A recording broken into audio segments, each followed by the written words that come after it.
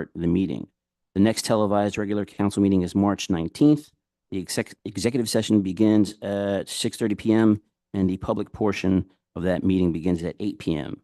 March 21st and 28th are two additional budget meetings that begin at 7 p.m. like tonight.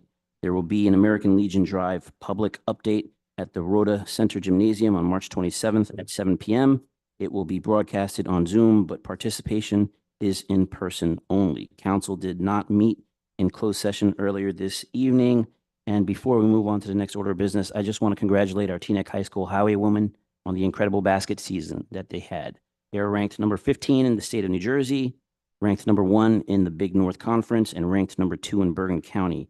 Our Highwaywomen have also won a Big North National Division Championship and a North 1 Group 3 New Jersey State Sectional Championship. We congratulate them, and we are so very proud of them, but we also want to congratulate the coaches, the parents, and the cheerleaders too, because they were there with our student athletes every step of the way during the basketball season. So our next order of business is good and welfare, and any member of the public wishing to be heard at this time can please come forward and state their name for the record. Comments shall be limited to 3 minutes per person. If you are on Zoom, we ask that you please list your first name and your last name so our clerk can call on you.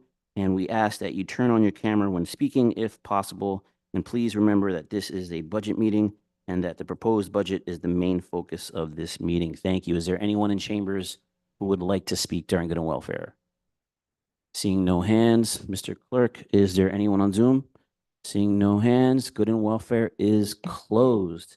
Next order of business, Mr. Manager, is budget discussion and department head introductions. Sure. The floor is yours, sir. So we're going to do the introduction of department heads again. Farah will be here around 7:30 due to Ramadan. Everyone else is here. Issa's just upstairs finishing up the budget books, the printouts for everyone else. But I'm going to do this in alphabetical order. Just let me say that, I work with 14 different department heads. I say this all the time, and I mean it. It's an incredible group of talented individuals where I'm successful because of them. They make the town successful. They make my job a heck of a lot easier. I appreciate what they do. And so I'm going to start out with alphabetical order. The assessor's office, James Ty. And James has been with us since 1998. James?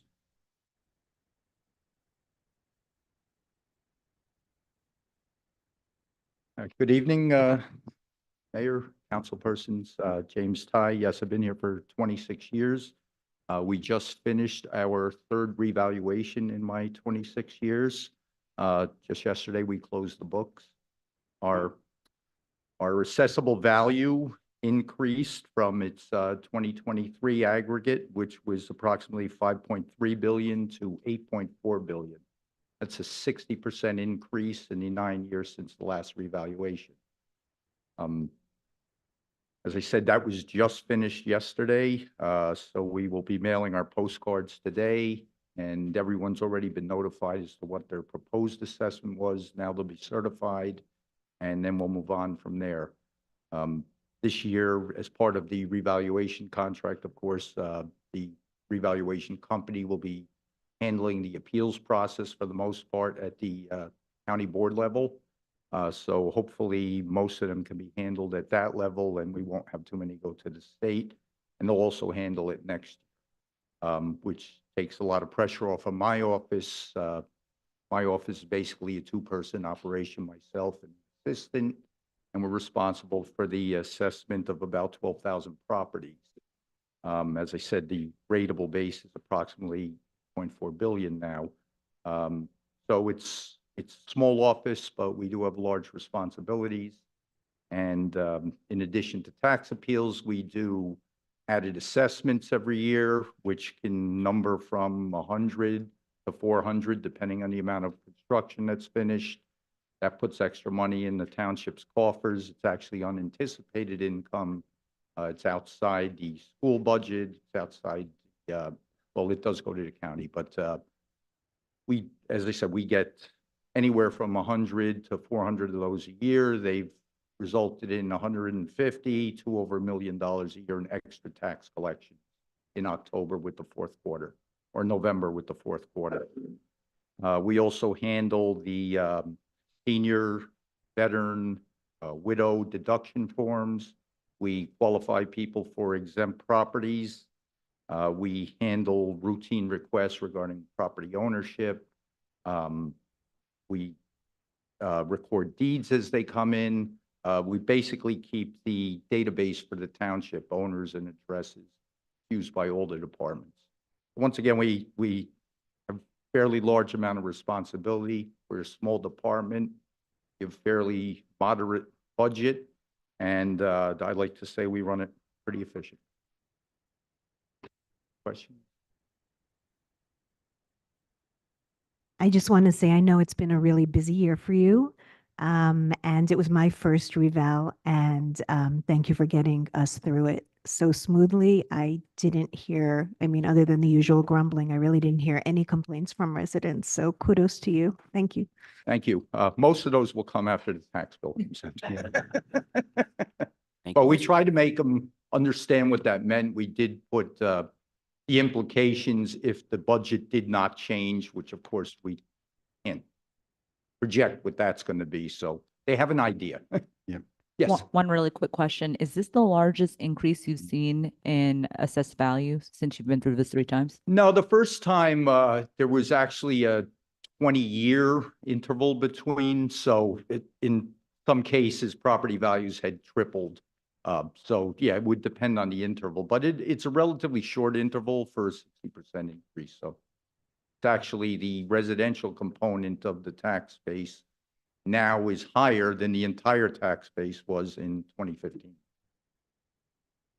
Just 2 questions. So for 2023, from 2022 to 23, did you see an increase or decrease in tax appeals? And then are you expecting, obviously with the reval, are you expecting that to go up or down?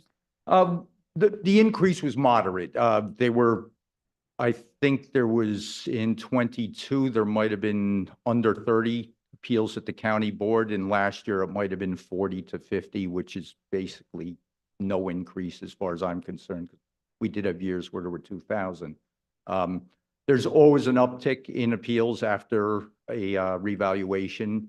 A lot of people don't understand that, you know, you were appealing your assessed value, not your taxes. So we may not see a huge increase this year. Next year, when the full implications of their new assessment become obvious because they have their new tax bill, then a lot of them file. But a lot of it's based on, yeah, my property, I can't argue with the property value, but my tax is too high. But that's a different argument. So not one you can bring to the tax board. Ms. Belcher? Yes.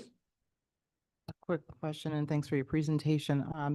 Since, I guess between 2005 and 2022, the municipal open space tax has been at a rate, or tax levy at a rate of like 0.1% per 100. But if for some reason, it seems like on 2023, it went from that to 0.011. Is there any reason why you would think that would increase so much? And I don't really get involved in that part of it. Okay. I'm just concerned with the valuation of the properties. yeah, I just Um, noticed it the on my rate. tax. Yeah, I'm bill. not sure how they Why- do why that this- okay, budget. Okay. You know, our budget obviously is, we take the budget and divide it by the total assessable value of Assessed the value, yeah. township. So we Sure. are projecting a much lower rate, but that one, I'm not sure how they do. Okay, I'll look into it further. Thank you. You will. Thank you, Mr. Ty. Thank you. James may be loved right now, but it may take a little, your next tax bill not to like James, but no, thank you for all your hard work, James, with this. The reval. So next up is our building department, and that's Mark Bacchino, and Mark has been with us since 2006. Mark? Mayor and Council.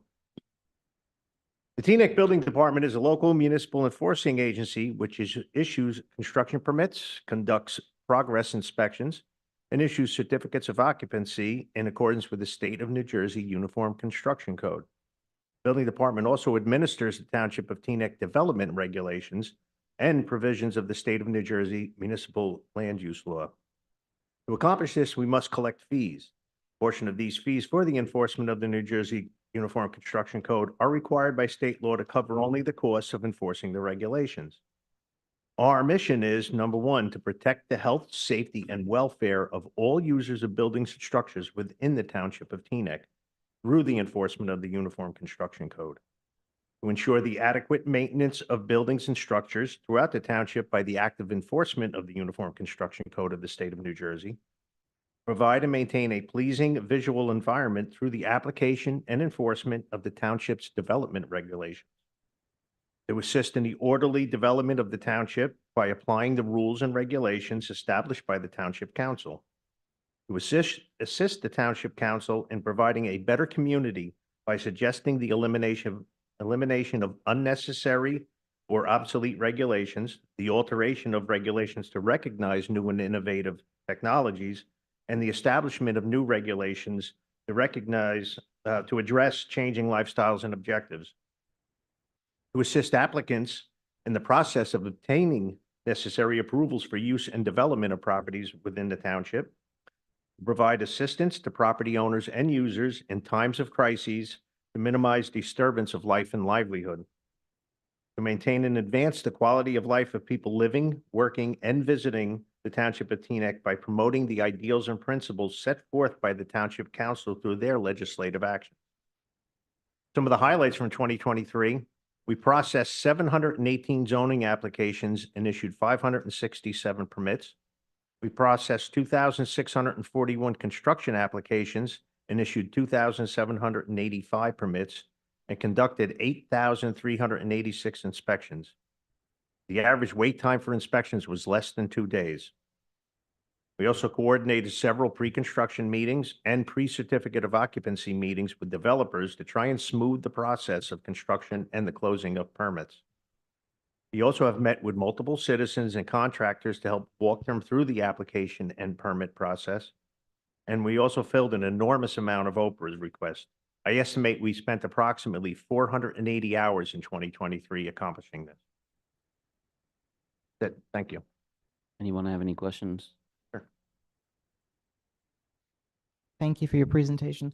Just a quick question in terms of like inspections, like, because of, we have so many, homes being sold, in town, and typically on the, inspection side, the fee for that, typically is borne by the buyer.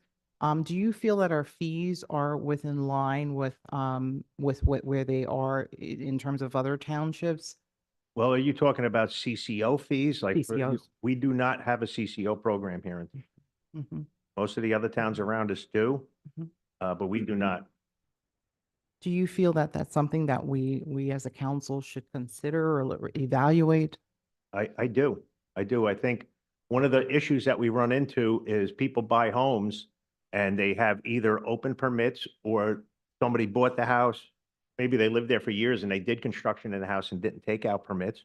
Or we have flippers also. They buy the house, they flip it, they don't take out permits. Now we find out about it and the new owner is stuck with paying the fees, any penalties, and paying for any corrections because sometimes, more often than not, it's shoddy work. So I think it's a wise decision to do. And from discussing this with construction officials in other towns, it does pay for itself, more than pay for itself. So, And most realtors are used to towns that do charge yeah, for CCOs. yeah, Thank you. we'd have to see, obviously, what we would charge for that. We would look at other towns and Yeah. see what they get and what we think we should get. In terms of number of inspections and number of construction permits, were there more this year than typical, or was it pretty typical? Construction permits, zoning permits were down. Construction permits were about even and inspections were up a little, but not that dramatically, probably all within about 10%.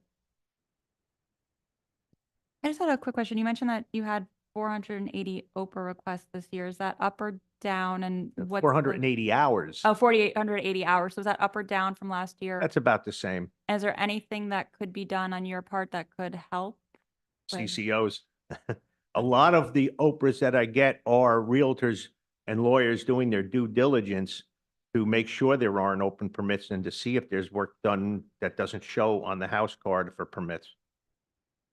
Is there anything digital that would help alleviate that from your department? People could search through SDL if they went into the portal to see what permits were there. They wouldn't even have to file an Oprah. Okay, that's what I wanted to know. Thank you.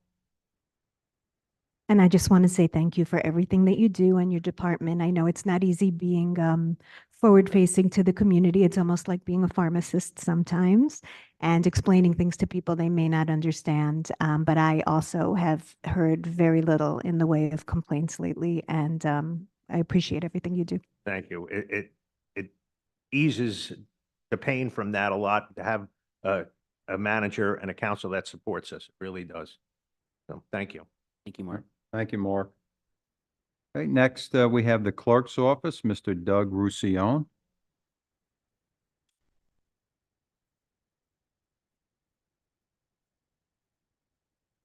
Yeah, 3 minutes. Good evening, council, folks back home, all of our department heads for our first budget meeting of 2024. I can't believe we're already here again. A year really flies by before you know it, especially in a township that is as active as ours. The township clerk's office is really a place that gets to see and participate in every aspect of the municipality and in the organization. I'm one of the departments here that definitely has the privilege of working so closely with all of these wonderful department heads to my left. It's definitely a very active town. All good, Bill, all good. It's definitely a very active town, keeps us very busy, but it's definitely a good group here, professional group that definitely keeps things under wraps. Clerk's office participates in a lot of different statutory duties. Here in the township, though, we handle all different kinds of licensing and permitting. We handle open records requests, as everyone knows, one of our favorite things in the township.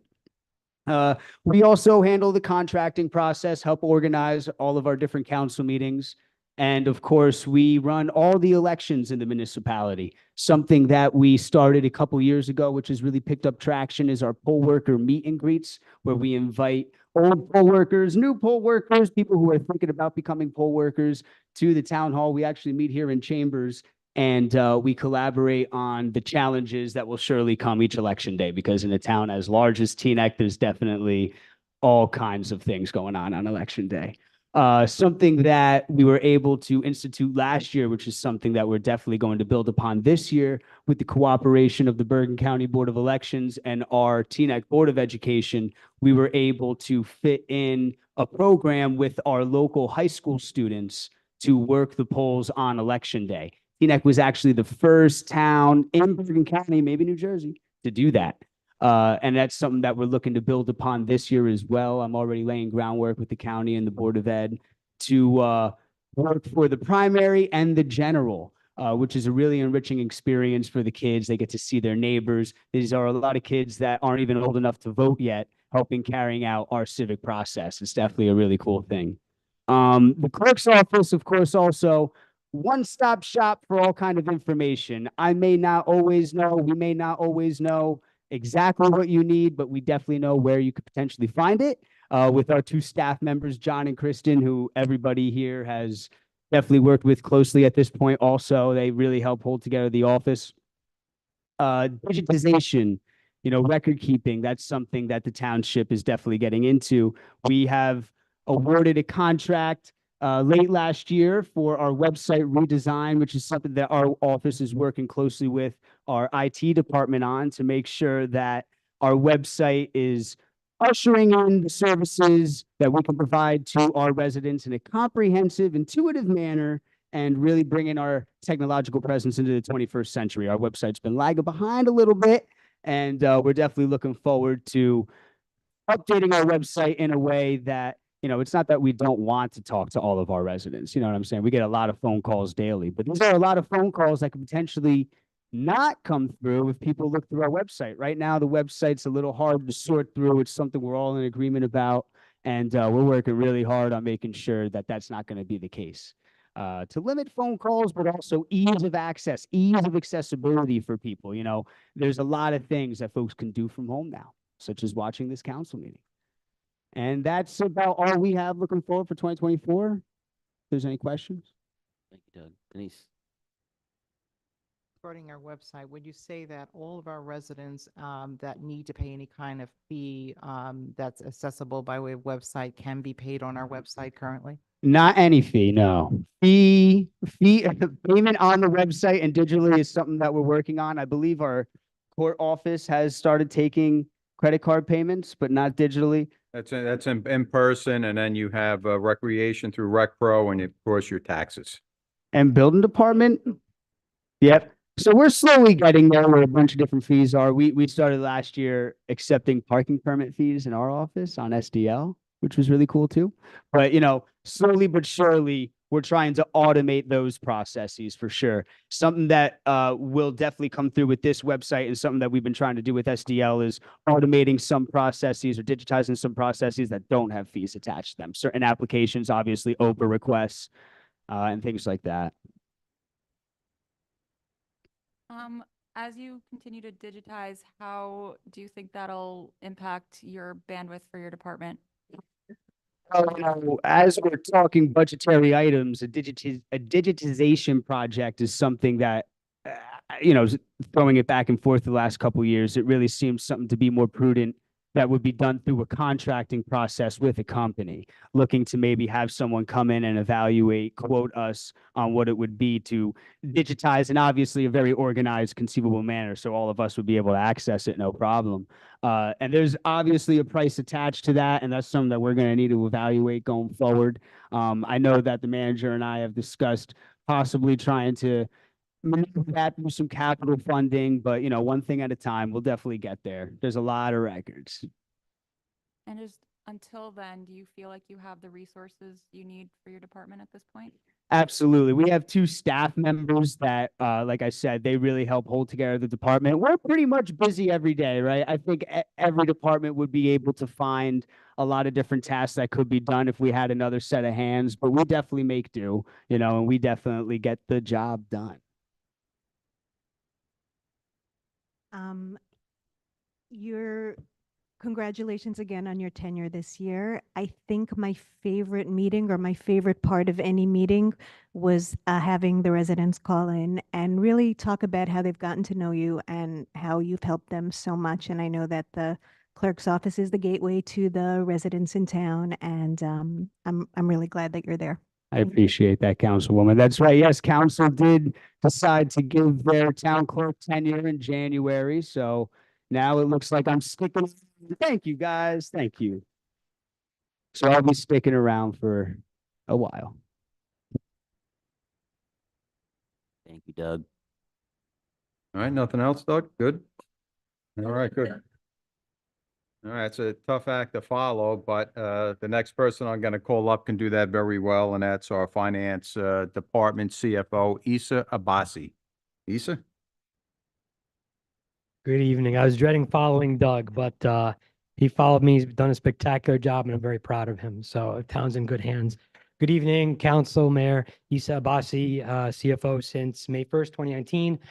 Can't believe it, but next month I will start my 15th year here. 15 years. It goes by fast. It's been enjoyable. It's still enjoyable.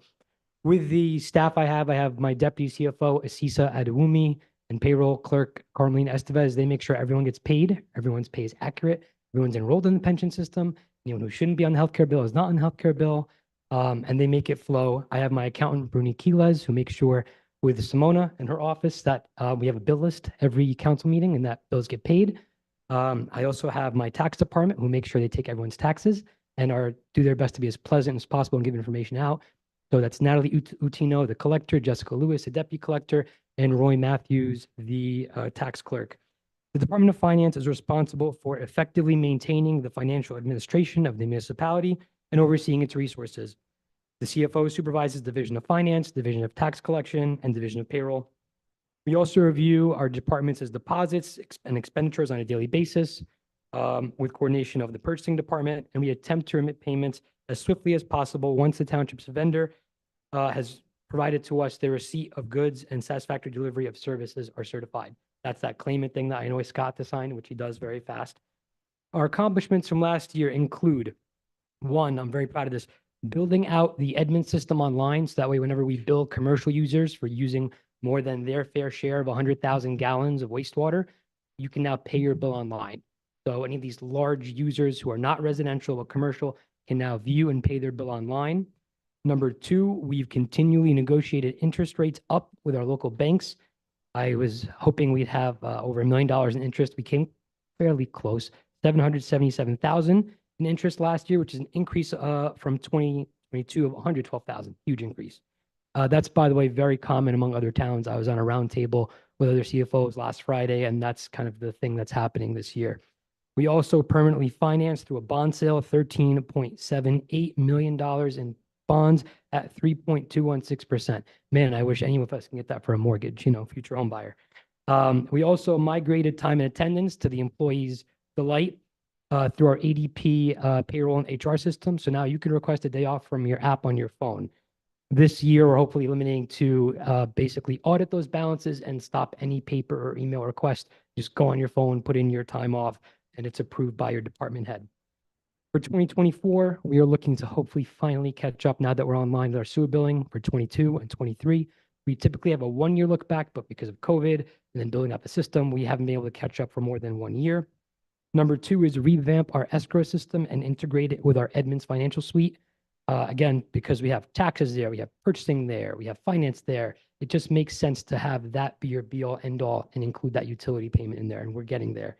And as I said earlier, eliminating our paper PTO time off request with a full migration of ADP. And that's it. Thank you, Issa. Any questions? Belcher? Yes.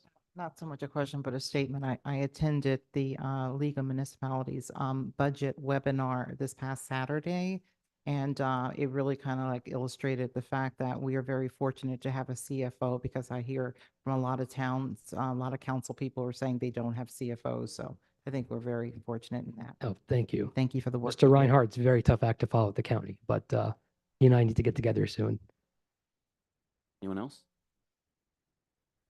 I just want to thank you. I know this is your busy season, and I hope you ate dinner tonight already. Yes, very quickly. Good. I'm efficient. And just to thank you for all the explanations about bonds and bans and the education about things that we don't come up here knowing about. And I know that you've been clerk and moved your way to CFO, and so you're a wealth of information and help to all of us. And I really appreciate you. Thank you, Councilwoman. Yes, it's a lot of information gathered between driving up and down the turnpike to New Brunswick, and as far as Voorhees for class 10 years ago, but it's all worth it. And it's a pleasure, just like Doug said, to be in the township with the council and the manager. And all my department heads, by the way. Thank you, Right, Mr. thanks, Abbasi. Issa. You're welcome. Thank you. So Issa came on as the executive assistant in 2010 and then moved his way up to clerk and then CFO. And I failed to mention Doug came on board in 2018 as well. So next we have the fire chief, Joseph Birchtold, and Joe has been here since 1990. Chief? Good evening. Thank you, council. Thank you, manager. Thank you, rest of the department heads. As my department couldn't operate without their help and their support every day. I will be back next week, so I'll try to keep this as very brief as possible. Just some statistics in 2023. For 2023, the fire department responded to 3,954 calls of emergency service. Out of that, 148 were fires, 14 vehicle fires. We had 7 firefighter injuries, and we assisted at EMS calls for 560 runs. In Teaneck, we had unfortunately 4 civilian injuries, but luckily no fatalities last year. I can't stress it enough, home smoke detectors. When I get to the state statistics and the federal statistics, again, it clearly drives home. And we will, as I'll talk probably more in depth next week, we do have a grant for smoke detectors. We're going to be pushing hard the next 2 years because of this grant to get out there to make sure our residents have all working smoke and carbon monoxide detectors. As I can speak to everybody, again, it's important that you have a working smoke and carbon monoxide detector on every level and outside every sleeping area. It's a must. As you know, thank you so much for the capital investment in the fire department of an engine and a ladder truck. Bless you, Doug. Last year, that was a great, and that will be well received in 2026 when we actually receive it.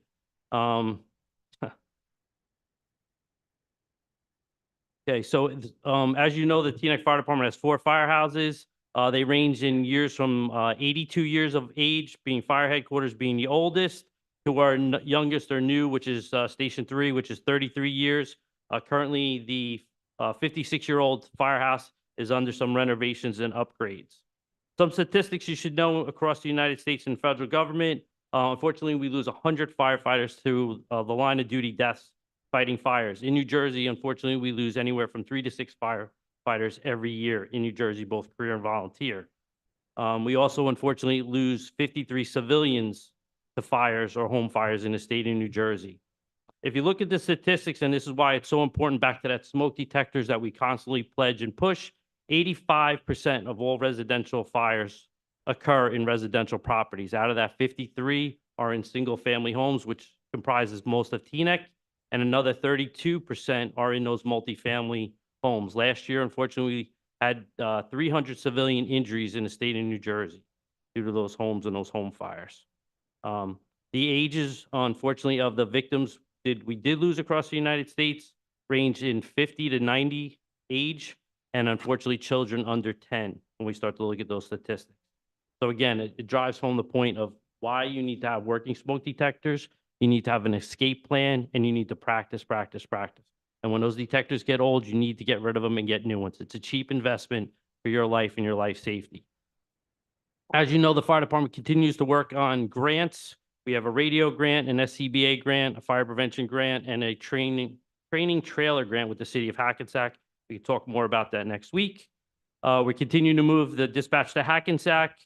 We continue to hire new members. We have a bunch of members that you allowed us to hire that are attending Fire Academy right now and will be off the line for the summer.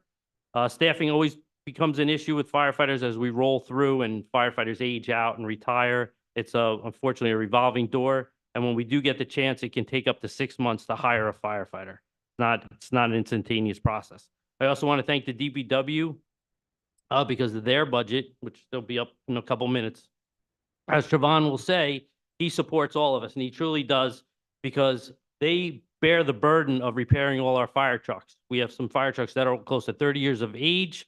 We just spent $27,000 to repair a waterway on our 2014/1986 ladder, which again comes out of his budget. And then, of course, we have those 4 firehouses that are constantly on need of repair, updating, and maintenance. And they do unfortunately need some maintenance as they're starting to age. Does anybody have any questions? Thank you, Chief. Any questions? I was told that I keep it under 3 minutes. I don't have a question, but I feel like we need to say something really nice about everybody tonight because I'm so happy that you're all in the room, and I don't know when we'll have the opportunity again. I know your guys had a real rough month, and we're really busy with the 2 fires that we had in town. They did have a chance to come to my house when my daughter's hairdryer started smoking, and it was the first time they had been to my house in a few years since I stopped cooking. They used to come often, but they're so professional and they're so kind, and I really appreciate them. Thank you. Just so you know, there's not many career fire departments in Bergen County, and I would say we probably have the best. And again, thank you for all your support throughout the years. You also probably, if you were to run the numbers in the other towns, probably the most, I don't want to say cheap or less cost for your bang for your buck. So not only do I believe you have the best firefighters across the board in Bergen County, but you're also probably paying the least to get the best. Chief, anyone else? No? Thank you, Chief. Thanks, Thank Chief. you. And the chief also serves as our deputy OEM coordinator as well. Next up is our health officer, Courtney Sartain, another rising star with many new visions and goals. And she'll talk a little bit about, I'm sure, the accreditation process that we're undergoing right now. Courtney? I sure will. Mayor and council, thanks for having me here today. And a rising star. Thank you. I appreciate that, Dean. So before I get started with really what the health department does, I would be remiss if I didn't share with you all that every day that I come to work, I love my job. And every day that everybody that works in my office comes to work, they love their job. I'm so proud of them. There are 9 of us, including me, that are full-time for the health department.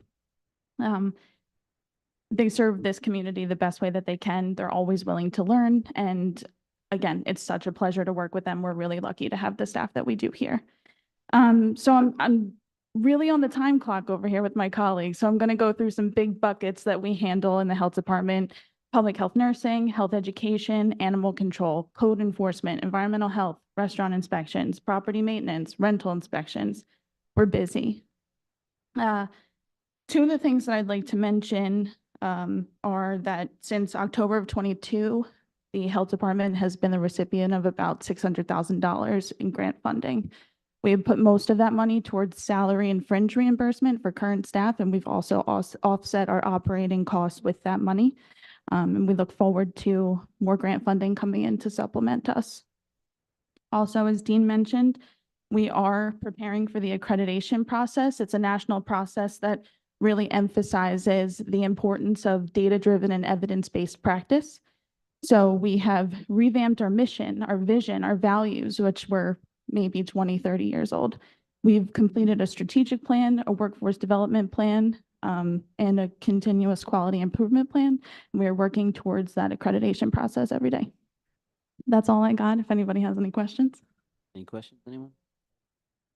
Just wanted to thank you, Courtney, for the work that you do for our township, and it's a pleasure serving with you on the Stigma-Free Advisory Board.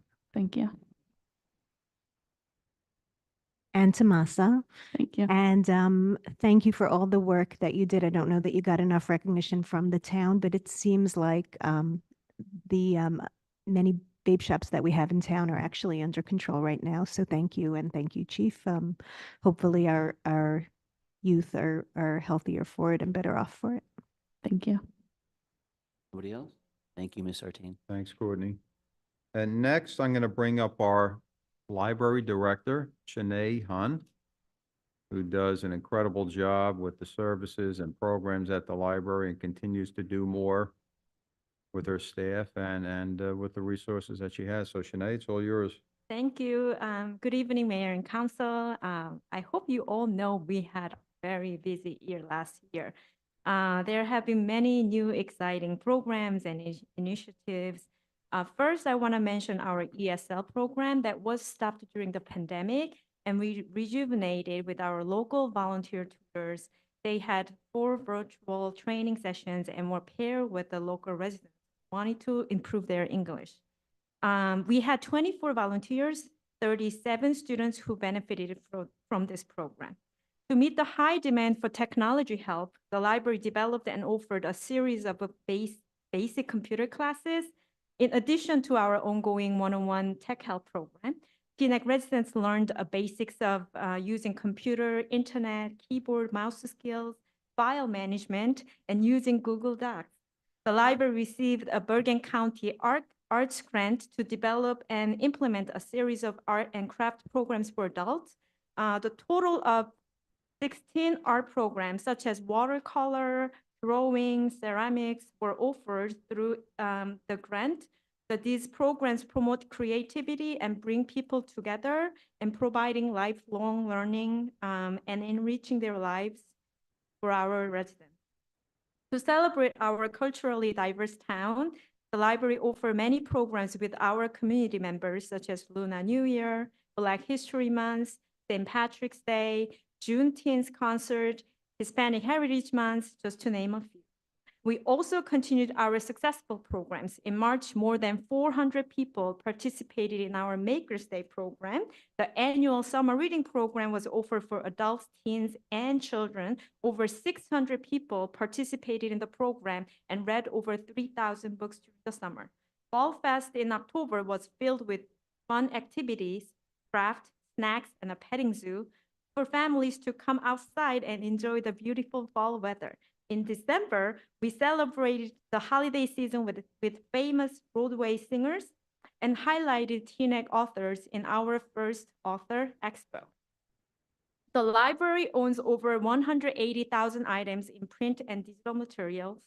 Through the buckle system, our residents have access to more than 5.3 million items that can be delivered to the TNEC Public Library. In 2023, the library checked out over 319,000 items, physical items, and over 68,000 digital items. TNEC residents borrowed over 97,000 items from other Buckles libraries. Library collaborated with the Small Business Development Center, Farmers Market, Age-Friendly Teaneck Creek Conservancy, and schools in Teaneck. The library visits senior housing facilities to deliver books and offer technology help there. We offer all our programs and services with 19 full-time staff members and about 30 part-time staff members. On behalf of the Teaneck Library Board of Trustees, I'd like to thank you for your continued support. Thank you, Shanae. Any questions? And just a comment, I love the programming of the library. I think it's top of the line. I think it's the best in the county, if not the state. Thank you.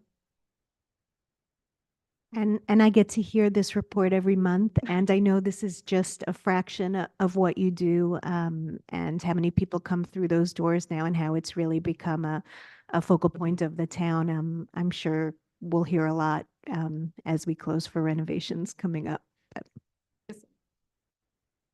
No, I just wanted to echo, I think the programming has always been great and the library has always been awesome. And I wanted to also be Bill Orr here who raised money for the library also. So I wanted to thank him as well.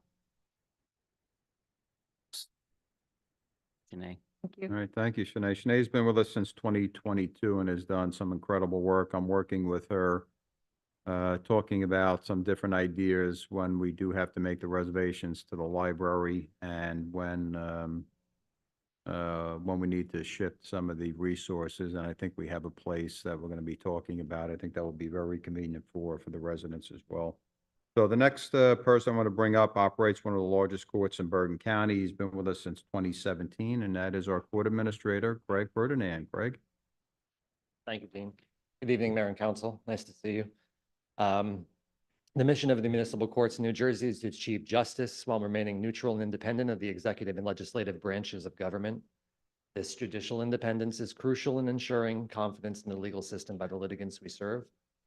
The municipal court's executive component begins with our two judges, the Honorable Giuseppe Randazzo and the Honorable Erica Youngblood, myself as the court administrator, and our deputy court administrator, Anne Marie Gallagher. Our remaining support staff consists of one senior clerk and 3 clerk typists. The municipal court has jurisdiction over all moving, parking, criminal, and local offenses filed within the boundaries of the Township of Teaneck. Offenses of indictable nature continue to be processed by our office and are transferred to the county prosecutor, for indictment or downgrade back to this court. We are also empowered to hear matters of change of venue from other municipalities when ordered by the assignment judge. The court processes numerous citizen complaints on a yearly basis, typically resulting in conducting probable cause hearings before one of our judges, who then determine whether these matters will issue and move forward. We also refer minor neighborhood disputes to mediation when applicable, at no cost to the litigants involved. Our court sessions continue to be mostly conducted virtually. However, typically four sessions each month are scheduled in person with matters that are calendared that meet the criteria that is established by the administrative office of the courts. And just some numbers. Our staff processed 14,519 parking, moving, and DWI cases. This number also includes all local township offenses and criminal offenses in 2023. Our staff disposed in 2023 of 14,246 cases. When we compare these numbers to the filings within 2022, it indicates a decrease in filings of approximately 19%. Total revenue collected by the court last year totaled $760,469, of which $455,233 was turned over to the township. The balance going to all required state and county agencies. Revenue to the township when compared to 2022 did decrease slightly by 7.7%.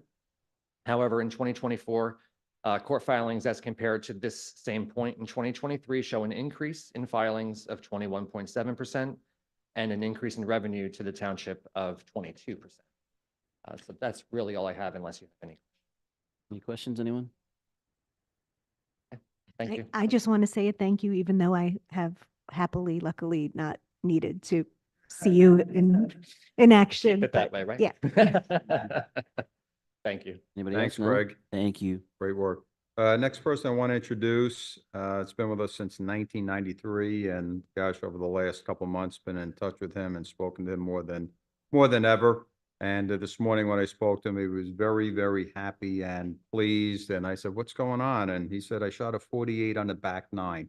So those that know that, that's golf terms for, I guess, having a pretty good round. So without further ado, Chief Andrew McGurr. Thank you, Mr. Manager. It was a 47, but 47, okay. thank you. Good evening, Mr. Mayor, Council, Mr. Manager, and fellow department heads and members of the public. Having been in this position for a full year now, I just want to echo the sentiments that it is really a pleasure working with everybody you see before you. The department heads in this room are just great people to work with on a daily basis. And in my position, I get a better appreciation of, what it is we do with the different departments all the time. Coming up through the ranks, you don't see it as much until you get to the top, and then you realize how much we interact with each other. So, of course, the DPW supports everybody. We couldn't run without them. But we deal with everybody on a daily basis between the fire department, the health department, the courts, obviously. And again, everybody's just such a great, people to work with and so professional. And I'd also like to thank this council for your support for our department. We couldn't do what we do without your support. My name is Andrew McGurr, and I'm the chief of the Teaneck Police Department. The mission of the Teaneck Police Department is to safeguard the lives and property of the people we serve, to reduce the incidence of fear of crime, and to enhance public safety while working with diverse communities to improve their quality of life. Our members are committed to the highest ethical standards and to providing public service with honor, integrity, and respect. Our department is accredited by the New Jersey State Association of Chiefs of Police and has an authorized strength of 97 sworn officers. We also have 16 civilian support staff, 1 parking enforcement officer, and 8 auxiliary police volunteers. The Teaneck Police Department also continues to be the primary public safety answering point for the Township of Teaneck since we completed a full renovation of our dispatch center in October of 2022. In 2023, our department received almost 50,000 calls for service. We ended up filing 8,194 reports. That includes handling 732 criminal investigations by our Detective Bureau, 508 investigations by our Juvenile Bureau. The department made 306 arrests, with 41 for DWI. Officers made 4,631 motor vehicle stops and attended to 3,419 medical emergencies. The routine patrol activities included conducting more than 7,000 building checks, 2,200 business checks, and over 6,000 house of worship checks. Since October 7th, our department has dealt with several demonstrations, maintaining the peace and ensuring the safety of those involved and affected. I'm very proud of the men and women of the Teaneck Police Department, the job they do, and the level of professionalism they consistently display. We are dedicated to providing the best police services possible for the township. We will always look for innovative ways to provide our services, and we will continue to work with the community to better understand their needs. The budget for the police department was crafted over several months and considers the needs of the department, the level of service our residents expect, and the impact it has on the overall budget of the township. Thank you for your time, and I look forward to answering any questions. Chief, any questions? Mayor G? I just want to acknowledge and thank you and all the police officers in Teaneck. I think this has been a really tough couple of months where we've had so much going on, where we've required the support of you and your team, and it's just been phenomenal. I was there for certain moments where I thought, oh my goodness, this is going to go the wrong way. And the officers that were there were patient, were thoughtful, understanding of all the folks who were involved. And I couldn't be more proud to see them in action. So I just want to say thank you, Thank you. Appreciate for it. all of your hard work. Thank you. Belcher? I also want to echo the fact that it has been very difficult times in the last few weeks.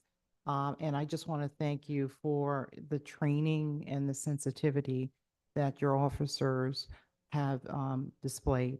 So thank you. Thank you. Do you feel like with what's been going on the past few months, we need to reevaluate your budget, or do you feel that staffing will be enough going forward if we continue on a path like this? I also want to echo how proud I am and how grateful I am for every single police officer. But I know that they're working very hard and not even the cost of the overtime, which I'm sure Deputy Mayor Katz will speak to, but it has to be very trying on them to be working all the time. And so I'm wondering if that's something we need to plan going forward, and certainly don't need an answer right now. Thank you. Also, Jamie just put in her papers today, I think, so I don't even think I can vote on your budget. Scott. Okay.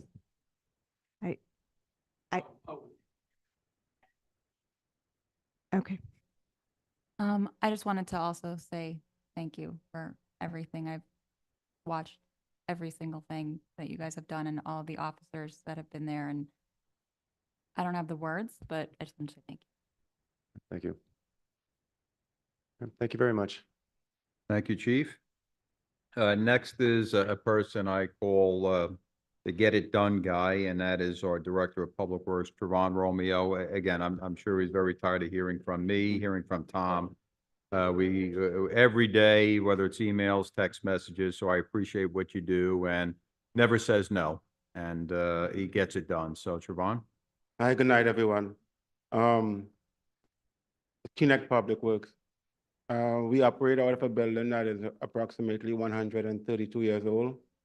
And we look forward to the construction of a new facility. We also maintain 124 miles of roadway. We maintain a sewer system that is approximately 100 years old. We maintain 26 parks.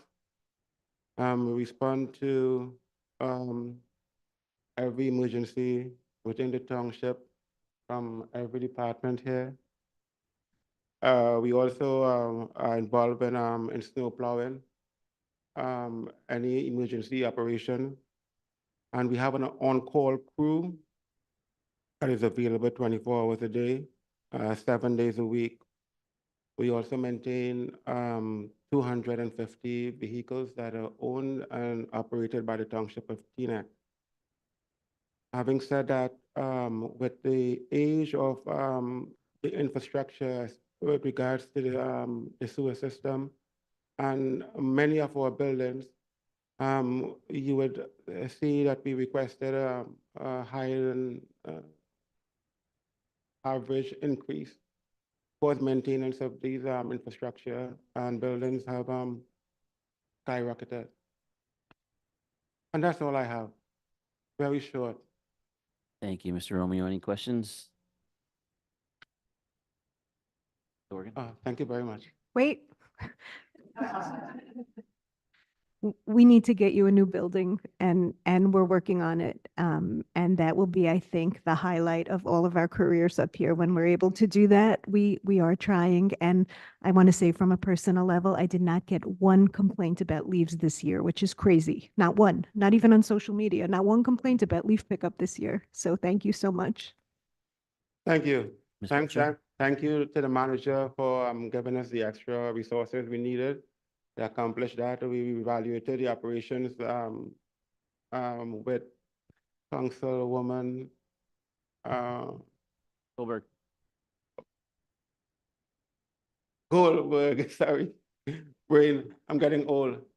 I'm here 24 years now. No, 21. See, the brain. I feel I'm here so long, but we evaluated the operations, and as a result, we tweaked some stuff, and we had more resources this year. We were able to finish leaf collection earlier than normal. And thanks to the hardworking crew, and like I said again, the funding and support from the manager.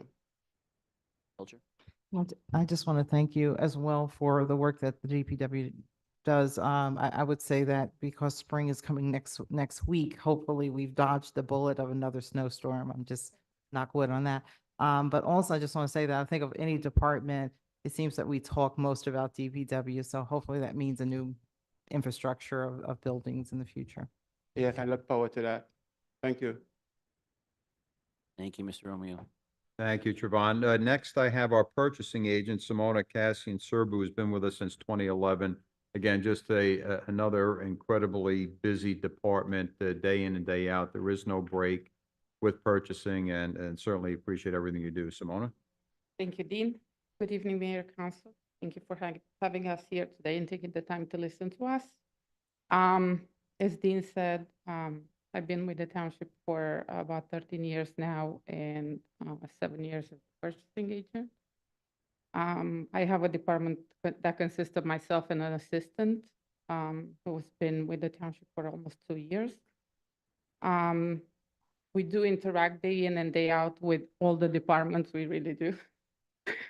And Trevon is right, he does need a lot of money in his budget only because in the past year, I've seen the prices go up absolutely astronomical in a lot of parts.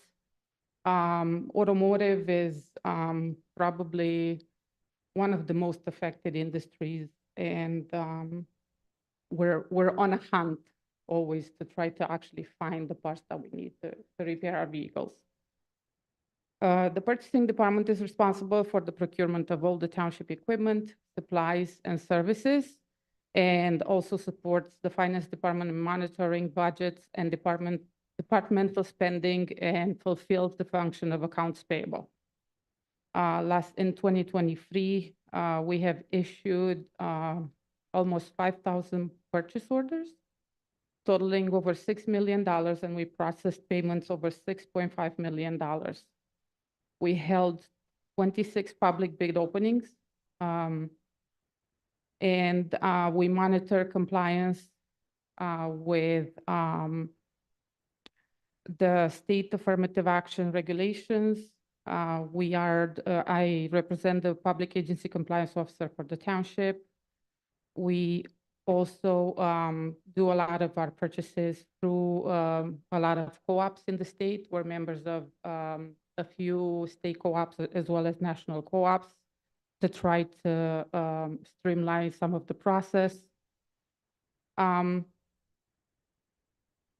And we also assist in preparing resolutions for the council agenda and making a recommendation for contract awards. Thank you. Thank you, Simona. Any questions, anyone? Belcher?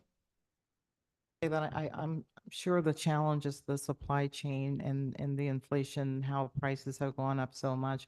What are some of the ways in which we as a council can help to assist in any way as it pertains to keeping costs, under control? I know you mentioned the co-ops, but are there any other suggestions you might have? I'm not sure that, that really, falls back on you necessarily. I constantly say that it's probably a bigger problem that needs to be addressed probably by Trenton, possibly the federal. One of the biggest hurdles that we've had last year were vehicles. The purchase of vehicles is, the hardest thing to really do nowadays, where we used to have vendors come and just give us vehicles. Now we're waiting over a year to see these. And when we do find them, we have dealers that hold on to the vehicles and try to sell them at, such a high cost that sometimes, the township cannot do.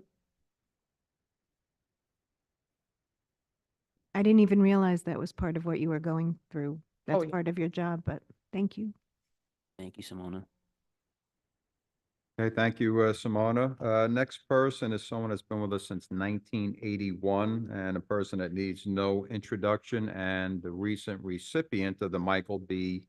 Berman Award for Administrative Excellence, and that would be Superintendent Glenna Crockett. Glenna? Good evening, everyone. The Recreation Department is structured into 4 focus areas. We manage the over 51,000 square foot award-winning community center 7 days a week. We offer classes and activities and special events. Within our 3 divisions, we offer individual education, fitness, arts and dance classes, non-instructional activities in the Rhoda Center, outside, virtually, and off-site facilities for ages 18 months to over 100 years old, many at nominal fee or no fee at all. We also offer a state license after-school program, state license full daycare program, a state license camp programs. Additionally, we schedule a number of special events, including the July 4th Community Celebration, our Movies in the Park, our summer band concert series and outdoor concerts, Teaneck Day. We also operate the summer swimming pool, sprinklers, and splash pad. We offer workshops in art history, lectures, movie reviews, and other relevant workshops and discussion groups to our seniors. In the spring of 2023, our township social worker, Alex Sorbonne, facilitated health-related lecture series also to our seniors. We also provide transportation to seniors and disabled residents. We have 2 to 3 vans on the road 5 days a week, transporting residents one way or round trip to medical appointments, food shopping, and miscellaneous errands. We provide this very popular and valuable service free of charge throughout the year. Facility reservations. We issue permits for a variety of amenities in our parks and indoor facilities.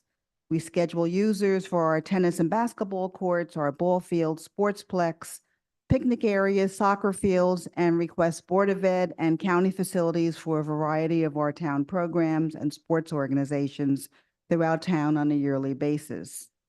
We also schedule the use of the Rota Center for council events and to township groups and local organizations. We were the site of flu clinics, health fair, blood pressure screenings, health consultations, and access to our township social worker for our seniors through our collaboration with the health department. And we served as one of 9 county sites for early voting. The department is currently staffed with 13 diverse and multi-generational full-time employees and over 200 part-time and seasonal employees throughout the year. An interesting fact, our median age for full-time staff went from 56 years old in 2023 to 44 in 2024. Thank you. Is that going down even more? I'm sorry? Is that going down even more? No. Okay. That's it. Oh, no, our part-time staffers, we started sometimes checking. age 15 to over, I think our oldest is 86. Oh. So. Ms. Belcher? I just want to thank you, Glenna, for all the work that you do. I mean, we have the best recreation department, I think, in the state, bar none. Thank you. Ms. Morgan? Might be easier if next time you just tell us what you don't do instead of what you do. Thank you so much for everything that you do and always for greeting us with a smile when we come. Thank you. Thank you. Thank you. How many 300 games, Glenna? 19. 19, okay. It Thank you, reminds Ms. me all- Crockett. Reminds me all the time. Thank you, Glenna. Next, and the last person I want to introduce, good friend of mine. Gosh, I work so closely with her and her husband, and great people. And I just want to bring up our township engineer, Farah Galani. Farah? Thank you, Dean. Good evening, everyone. I'm Farah Kalani, Township Engineer. I'm civil engineer with over 25 years of experience in the field of municipal engineering. I'm a professional engineer in state of New York, New Jersey, and Delaware. I'm also professional planner and certified municipal engineer. And this is my 10th year serving Township. I'm also vice president of New Jersey Society of Municipal Engineer and president of Fastec Consulting. My department consists of myself and 2 clerks that I share with DPW. The engineering department provides engineering services for the township infrastructure system. Infrastructure include storm drain system, sanitary sewer, building grounds, park, roadway system, traffic signal, etc. The department prepare capital improvement program as they relate to preparation of capital budget and implementation, engineering and design, construction administration of these programs. In addition, the department evaluate the impact of new development will have on the township infrastructure such as traffic condition, sanitary sewer, and stormwater system. The department review residential plan for the TNIC code in compliance and ensure that construction is according to the approved plan and there is no adverse effect on the adjoining properties and public right of way. The township engineer prepared and coordinate various federal, state, and county grants for opportunities to fund township projects. The engineer represent the township on the Community Development, Regional Community, and Bergen County Open Space Trust Fund, Northern Valley. The engineer, the township engineer also acts as township stormwater coordinator and submit an annual report to NJDEP for municipal stormwater permit. Last year, the engineering department delivered over 12 distinct projects, including roadway resurfacing of 26 streets, which involved total reconstruction of Marion and Washington Street. We received 3 grants totaling about $500,000 of these projects, and we paved around 5 miles of roadways. We also managed design and construction of Voti Park Band Shell and Voti Park Basketball Court. Other projects included Julia Street Sewer Main Replacement and Bell and Beverly Culvert construction. Some of the projects which will be done this year, design and construction of 2023 roadway resurfacing project, including resurfacing of 16 township streets and total reconstruction of Hamlet Terrace, Palisade Avenue improvement, and Pike Lane improvement. Construction of Voti Park Shed and Shelter, prefab restroom, tennis court lights, and design and construction of Haddock Park, and much more. Thank you. Thank you, Ms. Galani. Anyone have any questions for our engineer? Just want to say thank you for all that you do for our township. Thank you. Thank you for all your support. And we're so lucky that you're a Teaneck resident also, and thank you. Thank you, Farah. Thank you, Farah. So Mayor, again, this town offers a tremendous amount of services to its residents, and we're very, very fortunate. I speak to a lot of administrators throughout the county, throughout the state, and really what we offer here is first-class, top-notch service to our residents. It really is. I'm not saying that because I'm your manager, but I can tell you, hearing feedback from other municipalities, how we do things here, they wish they did that at their own municipalities. So Yeah, I hear the same thing, actually, Yeah. a lot at the county building, that we are one of the best-run towns, and it's thanks to all of you. So just to reiterate, I work with an incredible group of professionals, and I just want to thank them again. I'm privileged to work with them on a daily basis. Again, they make my job easier, and I appreciate all they do day in and day out, not only for me, but for council and for the residents of Teaneck. So thank you very much. Thank you, everybody. Appreciate you guys.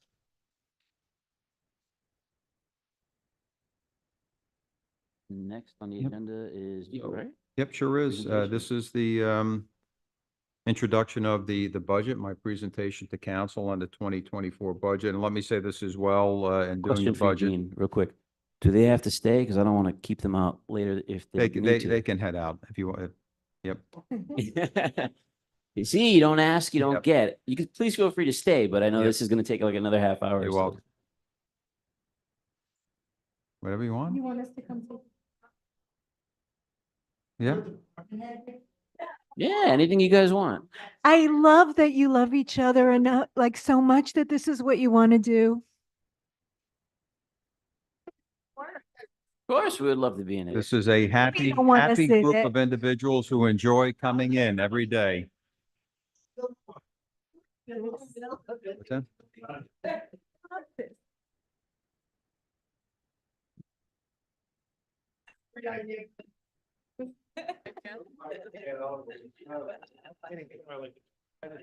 Should we stand to make it easier? Doug, how do you think we should do this? Tallest, I should be in back.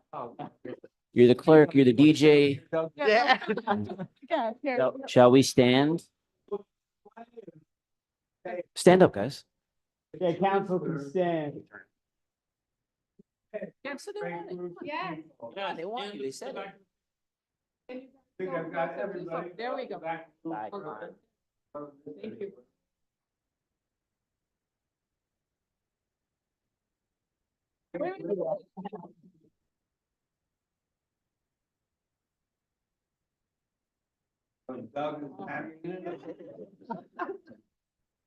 Is that my camera?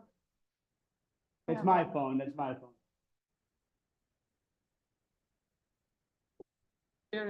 Bill's getting. That one's for me.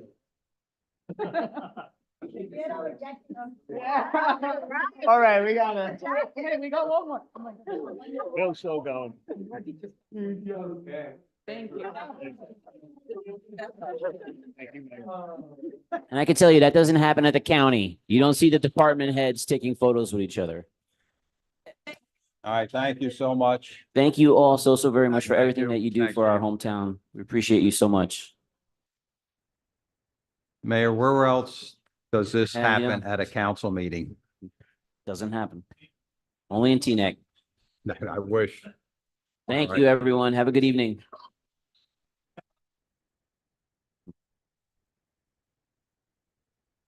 Thank you, Glenna. All right. Mr. Manager, the floor is sure. yours, sir. So yeah, just to open up again, 2024, I will tell you, in my time doing the budget the last, I guess, 6, 7 years, and then helping out William, Issa is very instrumental in this as well. This by far was the toughest year. We had to make some very, very difficult decisions up until this afternoon, today. Had an emergency meeting with my department heads on Monday, got them all together and to see what we could do to kind of reduce some of the operational budgets. It's a responsible budget. It's one that maintains services, but it was certainly difficult, and I hope everyone understands how we got to where we got to with the budget when it's done. We'll have some time to review it over the next couple of weeks. There'll certainly be, and I'll cover this in the PowerPoint presentation, there'll be budget meetings next Thursday for various departments, the following Thursday for various departments, but this will give you a good idea how we got to the number we got to and why we had to be at this number right now. So Doug, you want to cue us up? Most of you have heard this presentation several times. Some of you have heard it once, but I think it's important to go over this and have a full understanding of the budget. Next slide, Doug. Yep. So the first slide covers the whole budget presentation or preparation process. And again, it's hard for me to believe we're going to be starting this in about 6 months again. So we originally, we send out, Issa and I send out notice to department heads in September of 2023, the beginning of 2023, to notify them to start preparing their operational budgets. We get them in October. Issa and I review the department head submissions. We go over this with the department heads, and then we schedule the department head public budget meetings, and they took place this year on November 6th, 7th, and 8th. That's open to the public. We did have a few people from the public at most of the budget meetings. We had a public input at council meeting on February 13th and 27th. I don't think too many people, if any, spoke about the budget. The manager, the CFO, and the auditor, we conduct our budget review during really from January through the current date. A couple other important dates. We had our annual debt statement that was due on January 1st. January 31st. Doug, next slide. The annual financial statement was due on March 8th, was recently submitted to the state. And we really can't do too much with our budget until that financial statement is done. We work very closely with our auditor. The next step is the manager's budget to council, and that is tonight. The revised statutory date is February 27th, or the next regularly scheduled meeting, which is tonight, March 14th. We're going to conduct the public hearings on March 21st and March 28th, hoping that council will introduce the budget by the revised statutory date of March 31st, or the next meeting, which will be for us on April 2nd. So the introduction should be at the April 2nd meeting. The hearing and adoption of the budget, the revised statutory date is April 28th. For us, our next scheduled meeting would be May 7th. So introduction by 4/2, April 2nd, and adoption by May 7th. Next slide, Doug. So these are some of the assumptions that the 2024 budget is dependent upon. Again, multiple factors here. Council determination of the 2024 municipal budget appropriations, our fund balance, which is also referred to as surplus, and what's available to us in 2024. the 2023 municipal revenues analysis and the 2024 revenue anticipations, I'm sorry, state aid allocations for 2024, which we will go over, and special emergency financing for terminal leave severance pay. Next slide, Doug. And what's the difference between appropriation versus revenue versus rate? Appropriations is what the municipality intends to spend on our operational costs. The revenues, of course, are what the municipality earns through various fees and through the collection of taxes. And the rate is the amount of taxes to be raised, the net property valuation, and as the tax assessor mentioned, we are at $8,472,525,800. That's an incredible increase. Simply stated, the tax rate is a percentage of your property value that you are actually taxed on. Next slide, Doug. So just a little bit about the 2023 revaluation. That was ordered by the County Board of Taxation in 2022. And the reval was done by and conducted by Appraisal Systems, Inc. All property assessments were revalued to become in line with the current market conditions. And the role of Appraisal Systems is strictly really to value properties according to the market value, and it really has no bearing on the municipal budget. And to put this into perspective, we created a chart that shows the difference between 2023 and 2024. So the average home value in Teaneck in 2023 was $390,792. In 2024, it's at $629,779, and that's a difference of over $238,000 or 61.2%. Now, tax point in 2023, it was $525,000 and change. We went from that amount to in 2024 to $847,252. So 525 to 847 with a difference of 322,000 or 61.3%. So these are high numbers from last year. Doug, next slide. So we're looking back at the 2023 tax breakdown. It's important, the proposed budget refers to, so everyone understands, the municipal portion of taxes only. The Board of Education and county taxes are separate from the municipal portion, and all, of course, all taxes are paid to and collected by the municipality through our tax collection office. Taxes then are forwarded to all taxing entities biweekly and quarterly. And just a very interesting fact, Issa and I looked at this number, and we look at it every year just to make sure we're correct. So the tax breakdown comparison for the municipality. So in 1943, it was 38%, at 38%. And then in 2023, it's at 33%. So it actually went down. So it's an incredible, I think, fact. In 1938, I'm sorry, 1943 was 38%, and then today it's your municipal tax is 33%. Next slide, Doug. So these are the known impacts that we're facing in 2024. We're going to see a reduction of available revenue from the American Rescue Plan, ARP. Everyone may know it by to utilize in a budget. So that's a little over $1 million. Filling of open positions in the police and fire department to meet their authorized strength per the table of organizations. Again, these are impacts on the budget. Increase in contractual obligations to employees. Increased health insurance budget, which is based on the 2023 actuals. Increased operation budgets for DPW. And this includes things like disposal costs from the police end, crossing guards as well. We outsource that. Certainly, as the purchasing agent said, there are increases to cost of goods sold and services, and nothing is cheap these days. Next slide, Doug. Additional known impacts on the 2024 budget. We have an increase of $4 million, a little over $4.3 million in expenses beyond the township's control. When I say beyond our control, there's nothing we can do about this. It's monies we have to pay out. So, health insurance increase, this is not a TNEC problem. This is every municipality problem. We're seeing an increase of 1.3 million. Salary and wages, a little over 1 million.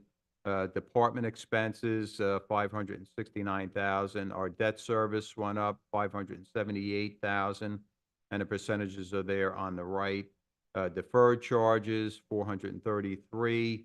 Our payments to pensions, such as the public employment retirement system and the police fire retirement system, was up 183,000. Bergen County Utility Authorities, that's up 177,000 or 4%. Again, these are figures we cannot control. Next slide. Additional known impacts on the 2024 budget, less one-time revenues of 600,000. So it's a decrease of 100,000 from our reserve for payment of debt. And we also used about $500,000 from a DPW grant for salaries last year. That's no longer available to us. So in total, there's 4.9 million of increases to our 2024 municipal budget, which we have no control over. Rate of inflation went to 3.2%, and that was as of February 2024. January was 3.1, February went up to 3.2%. Next slide. So the proposed 2024 municipal budget, there's a modified tax increase of 6.99%, and this is how it's broken down. As mentioned, and this is again important, the average home is assessed at 629,000 and change. So the impact or the increase in taxes on the average home of 629 per year is right now is $435.50 per month. That's broken down to $36.29. So the tax levy, again, equals the budget appropriations minus the revenues. And we mention this every year. There could be a possible appropriation cap issues in 2024 if the cap bank ordinance is not adopted. Normally, council does adopt it, and that's done at the time we introduce the budget. There is no tax levy cap issue right now. This budget will be reviewed by the auditor as well. Doug, next slide. So this shows the difference between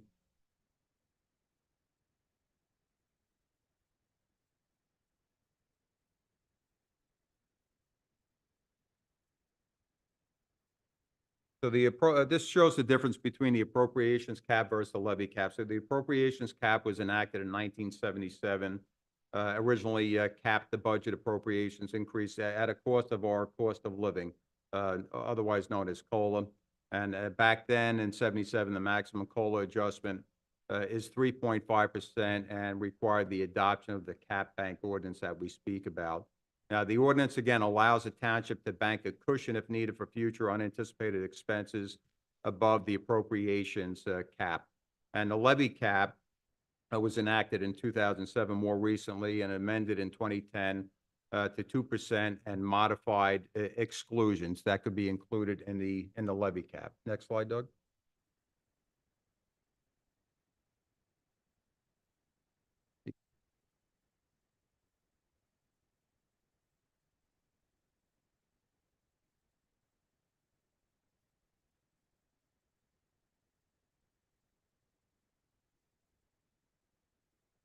Okay, so the local finance board issued, and this is the finance notice that they issued to the town and to all the municipalities. It's 2024-03, and that was issued on February 23rd, 2024. That allowed for the following appropriation increases in excess of 3.5% for 2024 for the budget. So these are allowed. They include garbage and trash removal and disposal, recycling costs, the pension employer contributions for PERS and PFRS, includes gasoline and diesel fuel, workers' compensation insurance, and we are not allowed to use the same exception that we use in 2023. However, we did not use any exceptions in 2023, so we shouldn't have any issue and or problem. Next slide, Doug. And the importance of the appropriations cap banking. This is another good information. The cap bank ordinance really has two purposes. It allows the township to budget up to the permitted amount if needed, and it allows the township to carry over any unused amounts from the last two prior years. And adopting this cap bank ordinance does not add funds to the budget, and the budget can always be reduced by council prior to budget adoption, regardless of the cap bank ordinance. So this does not add funds to our budget. It's also important to note that if not adopted, the township may be required to reduce services in the current year or a future year based on the cap calculation. Again, passing this cap bank ordinance provides the township with budgeting options in the current year and in future years. And it needs, as I mentioned, needs to be introduced at the budget introduction. Next slide, Doug. So this is how we arrived at the 6.99% tax increase. When the budget process started, Lisa and I looked at this very closely. We were close to 10%, actually 9.9%, 9.97%. And again, there are increased costs beyond our control totaling over $4.3 million. We experienced a one-time reduction in revenues. That was $600,000. We had, as I mentioned, we had to make some very tough decisions. Not happy about them. Again, we'll revisit them with council. So no new hires are budgeted for 2024 across all departments. We are considering a possible switch back to state health benefits plan on July 1st, as the private self-funded plan cost annualized was higher due to our claims experience. Next slide. Continuing how we arrived at this number, we reduced our operating budget by $2 million. There's decrease in surplus utilization by $1.7 million. And just to go over surplus so everyone understands it, we build surplus in two different ways. One is by not spending complete appropriations, and step two is by realizing higher revenues than anticipated. And a good example of this is the hotel tax. We realized more revenue than anticipated in 2023, and that amount will be put into capital. And we'll utilize special emergency financing for terminal leave in 2024 due to some retirement. Next slide, Doug. We also, Lisa and I looked at very closely with our capital budget. We reduced capital from $13.5 million to $8.4 million. Again, the hiring freeze, delayed hiring for the remainder of the year. Ball field maintenance was moved from the DPW, from DPW operations to our municipal open space trust account. We opened up the bids today and received a very favorable one for field maintenance, and we will award that at the March 19th meeting. And several of the police capital expenses will be funded through forfeiture. So we took those out of capital, and we will fund those through the police forfeiture account. Next slide. Some of the factors and future impacts on the 2025 budget now. Terminal leave may need to be budgeted. In the past, we budgeted $750,000. We haven't done that in a while. We've been funding this through a special emergency due to the volume of retirements. We may not be able to utilize the special emergency in 2025, so that's why we have to consider putting $750,000 into the budget, next year's budget for terminal leave. This year, terminal leave 2024 is estimated to be an additional $240,000, so that needs to be added. Of course, you have the inflation, state of economy, cost of goods, increased capital budget to fund some of these projects that we want to get done. Increased hirings, assuming retirements in police and fire department, assuming retirements of the police and fire department, again, along with filling these open positions that we're not going to fill the remainder of this year. So in addition to new retirements, police and fire, we're going to have to fill some of these open positions that we're not filling for this year. Next slide.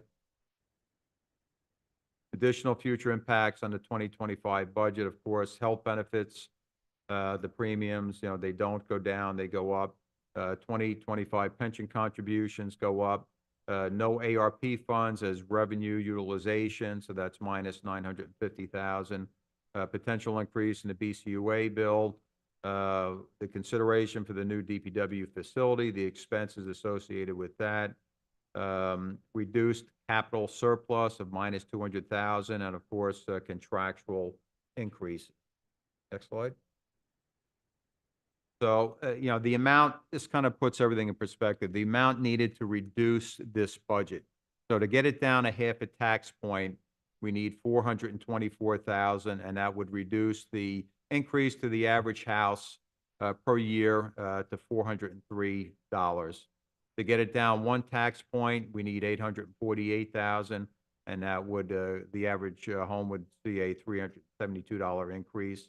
To get it down a point and a half, 1.2 million and change, that would bring the increase to the average house to 340. And to reduce it 2 tax points to 499, you need close to 1.7 million, and that would bring the increase to the average house down to $309. Next slide. So these are some pie charts to just give you an idea about the 2024 proposed budget, the appropriation categories, and where the money is spent. So the bigger one, of course, is to the left. That's salary and wages. 45% of that brings the amount to over 37 million. Other expenses to the right covers 32%. That's over 26 million. Our statutory expenses over $10 million or 12%. So this gives you an idea of where the money is actually being spent. You have the reserve for uncollected taxes, some deferred charges, capital improvement fund, and our debt service. Next slide. And this, again, this pie chart just breaks it down a little further about the proposed salaries and wages for each department. The biggest one, of course, is the police department at 35%, a little bit over 13 million. Fire is close to 11 million or 29%. The next biggest one is DPW at 14% or a little bit over 5 million. And recreation a little bit over $2 million. So that all comes to, for our proposed salary and wages, $37,216. Next slide. So the salary and wage increases required by union contract leaves very little flexibility for us. Under binding arbitration, of course, is public safety, police and fire. That's on the right. And to the left are all the other ones. The bottom right, you'll see only 12% of salary and wages, or a little over 4 million, are for our excluded exempt employees. We have about 40 of them. So this, again, brings it to $37,216,501. Next slide, Doug. This is a breakdown of where we are with the collective bargaining agreements. Everyone is settled, some longer than others. The only one up this year, the end of this year, is the DPW supervisors. I've been in contact with some of these union heads. There's a good chance that possibly 4 of them will have extensions that bring it out to 2030, the larger unions. So I'm working on that and hopeful that we can reach some sort of agreement for the extensions. This way, again, this is something that we do not have to worry about for many years, and it helps ESA out with the budgeting process as well. Next slide. So this is the summary and recommendations for the police. The current table of organization provides for 97 sworn officers. They currently have 94. With the hiring freeze, no one will be hired. We had to remove the part-time park rangers or SLEO ones. And right now there are no planned retirements in the police department. So table of organization, 97. They have 94 currently. The budget calls for no hires for the remainder of this year, and we had to remove the part-time park rangers, and which we call SLEO, Special Law Enforcement Officers, 1. From the budget. Next slide. Fire, the 2024 recommendations, current table of organization provides for 91 firefighters, current staffing of 87. They do have 1 retirement planned on July 1st. We have to hire one firefighter, and that will be done as of May 1st. That's a mandatory hire out of my control. As the chief mentioned, we're going to be transitioning to shared service with Hackensack Fire Automatic Aid, and that should begin on or about July 1st. Next slide. Next is DPW. We have one vacant labor position that's open. As I mentioned, field maintenance is going to be awarded to a vendor at the March 19th meeting. And this should help to allow the Parks Division to concentrate on some other areas in town. The field maintenance company will handle about eight or nine fields. Next slide, Doug. Overtime gives you a little look at where we're at with the overtime. So in 2023, really this has remained flat since 2017 and has not been indexed for inflation despite hourly rate increases. Police, fire, and DPW do an excellent job managing their overtime. There's been a lot of different unforeseen events, weather events, public events. So it does make it very challenging, but we have not increased the overtime for 2024. You'll see fire is at 500,000, DPW is at 326,000, and the police at 600,000 right now. And it shows you what was spent in the previous year. So for fire, they were at 656, 858. DPW is at 328. And the police were at 600, a little over 696,000. Next slide, Doug. So this covers appropriations and other expenses, kind of breaks it down with the pie chart. We're spending over $26 million for group insurance for employees, for department operating expenses, for utilities, contributions to the self-insurance fund, and other insurance premiums. So this totals a little bit over $26 million. Again, this is really out of our control. Next slide. This just breaks down the utilities. It shows you that almost $5 million is going to Bergen County Utilities Authority. That's 68%. The other big one is water, fire hydrant service, electric, street lighting.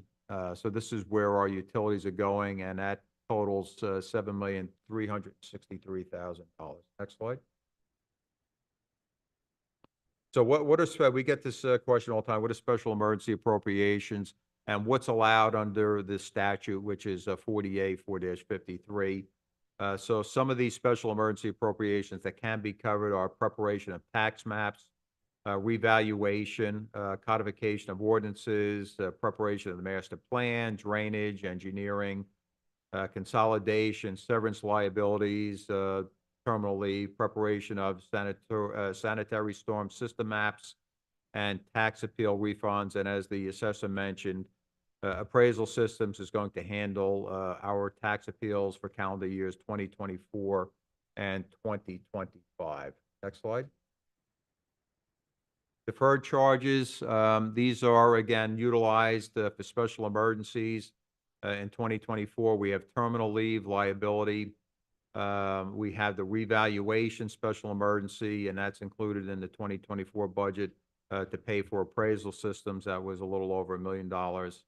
Also includes prior terminal leave special emergencies. We utilized that in 2019 through 2022, and the COVID-19 pandemic special emergency. So deferred charges come to a little bit over $2 million. Next slide. So our contributions to the self-insurance fund, there's actually a decrease from 2023 of $150,000, and really a lot has to do with the township's efforts of aggressive subrogation and recovering monies from accidents and various claims. This also falls under this category of workers' compensation, Title 59, tort claims, coverage such as slip and falls, and proposed settlements to be funded in the future. Next slide. Other insurance premiums, that covers about $1.5 million. That's PGIF, our Public Entity Joint Insurance Fund. And that coverage includes many different things such as auto liability, collision, employment practices, public officials, facilities, cybersecurity, and general litigation claims. Next slide. Debt service, we're at almost $5 million. We had an increase in bond principal and bond interest due to the 2023 bond sale. So the total line item increased a little over, actually almost $580,000 or 13% in 2024. So this is our debt service again. There is an increase of 578, and we did have an increase due to the bond principal and bond interest in the 2023 bond sale. Next slide, Doug. So statutory expenses, again, out of our control. That accounts for over $10 million. That's police fire retirement system increased over $82,000. The public employee retirement system increased $101,000. So this total line item increased $183,000, almost $184,000 in 2024. Next slide, Doug. Capital Improvement Fund, so the total cost of improvements, we had $8 million for this year. We're looking at $8,405,000. So we have to put down 5% of that. That comes to $425,000, and we're going to do that Capital Improvement Fund review. That's scheduled for March 21st. So we're going to be coming in at a little bit over 8.4 million, and again, we must put down the 5%, and that's the 425,000 number on the right hand. Next slide. So our estimated revenues for 2024, again, the municipal and library levy is $65,330,000 and change. Really, the total first, I should say, is $83,557,048. The municipal and library levy account for $65,330,977. That's followed by the local revenue numbers, which accounts for 10%, and that's $8,241,000. State revenues, a little bit over $3 million. Surplus, close to $6 million. And the collection of delinquent taxes, $700,000. Next slide. And this is just a pretty big pie chart on the breakdown of the estimated local revenues for 2024. Fees, permits, building, 1.7 million. That accounted for 21% of this. Miscellaneous revenues, 1.7 million. Hotel occupancy tax was 975,000 for 2024, which was very good, more than we anticipated. Interest on investments that the CFO mentioned before, over 700,000, and we're always looking for better interest rates, and we will find better rates and move our monies. ARP funds revenue, that was 950,000. Court fines, 450,000. So this again is a breakdown of all of our estimated local revenues for 2024. Next slide. State revenue, there's a slight increase. We're at $3,772,000. This just gives you an idea of what that number is right now. That's 4%. Next slide, Doug. So the budget wrap up, it's pretty simple. Our appropriations much match our revenue in order for us to balance our budget. So our appropriation number must be the same as our revenue numbers, and the appropriation number is $83,557,048.43. Our revenue numbers are $83,557,048.43, which balances our budget for 2024. Next slide, Doug. Some strategies, short and long term. Again, we mentioned merging the fire dispatch with the city of Hackensack, sale and development of selected municipal-owned property, improved police radio communications. I spoke to the chief about this. The county has great infrastructure, and we're looking to transition. We're on VHF high, and we're looking to go to a much better radio infrastructure. That comes at a cost of $1.2 million. Of course, the health department accreditation is underway. Enhance the ratables through business attraction and future development. Improved infrastructure to attract economic development. Continued redevelopment of Alfred Avenue, 359, I believe, is the next one. possibility of cannabis rezoning, parking lot improvements, electric charging stations. Next slide, Doug.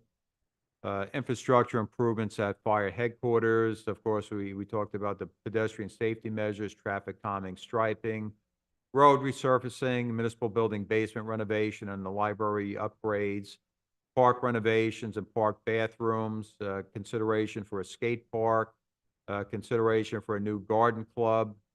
I mentioned Alfred Avenue, 189 the Plaza, potential development, American Legion Drive, continued work on the DPW facility. Next slide, Doug. Website upgrades, community choice aggregation, that's ongoing. Additional field renovations, sewer drainage upgrades, community policing programs.